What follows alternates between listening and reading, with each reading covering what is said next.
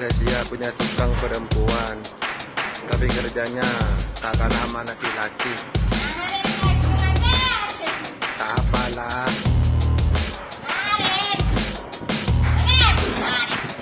Selain cantik dia juga bohai.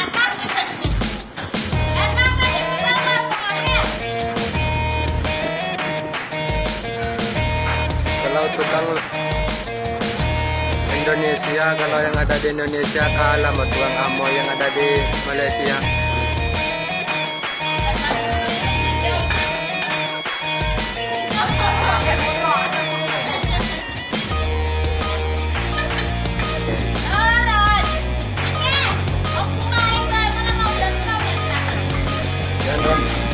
Jangan rame-rame lah.